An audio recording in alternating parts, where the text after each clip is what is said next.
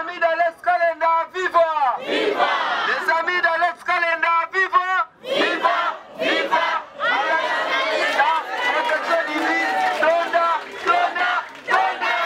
Honorable, c'est Kaza Moutoyo, afin déjà d'honorabilité, je crois que nous avons besoin de la famille. Donc, hier, Zali Bongo, moi, na Pino. Dolenge mo bona bano boporta. Na yango aye pa na bino maman ki ngabwa ko pesa epé chance. Bon me kapeye.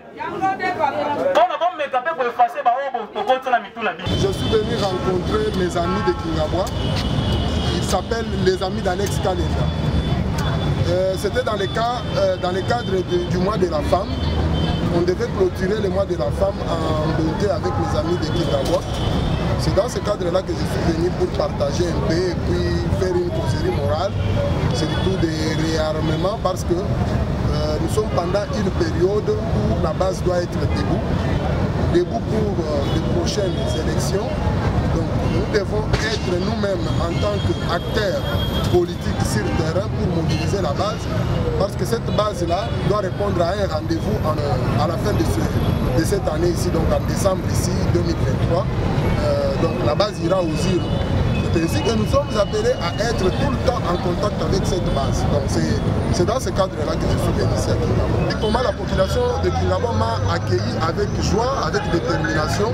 Toutes les mamans étaient là. C'est ce qui motive vraiment, parce que la cause quand elle est soutenue par une femme, c'est déjà une réussite. Donc toutes les mamans étaient là.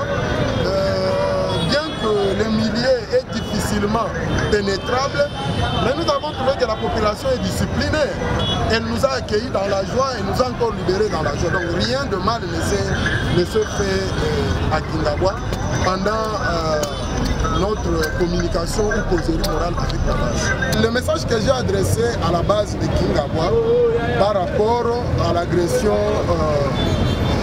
de Rwanda à la RDC, j'ai motivé cette base à être vigilante, à pouvoir veiller sur notre pays, donc prier d'abord premièrement, prier pour le chef de l'État qui est en train de mener la politique dans la dimension internationale afin de ramener la paix au pays, de ne pas céder à tout ce qu'on est en train de véhiculer comme faux message pour décourager la population.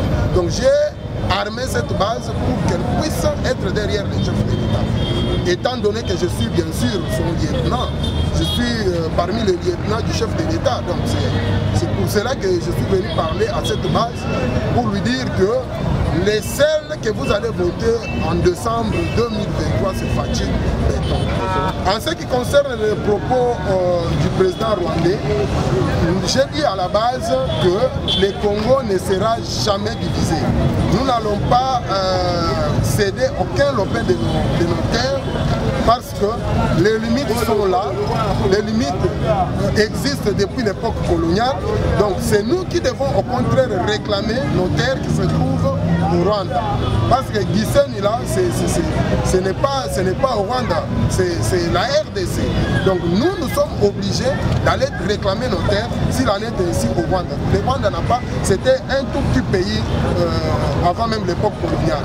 Mais maintenant là, avec tout ce qu'on a fait comme délimitation des frontières et consorts, Rwanda n'a pas de terres à réclamer en RDC. Donc la population est déjà informée là-dessus. Donc nous soutenons le commandant suprême qui est Fatou Béton. Le message que nous avons transmis à la population par rapport à nos vaillants soldats, premièrement, j'ai mobilisé cette base à pouvoir s'enrôler dans l'armée. Parce qu'aujourd'hui, si les véritables Congolais sont dans l'armée, il n'y aura pas des infiltrés dans notre armée. Nous avons dit de soutenir nos FARDC parce que ce sont nos vaillants soldats qui veillent jour et nuit sur nos frontières, qui sont au front en train de combattre avec l'ennemi. L'ennemi que vous connaissez bien, qui est soutenu par Paul Kagame, le président du Rwanda. Donc c'est ça.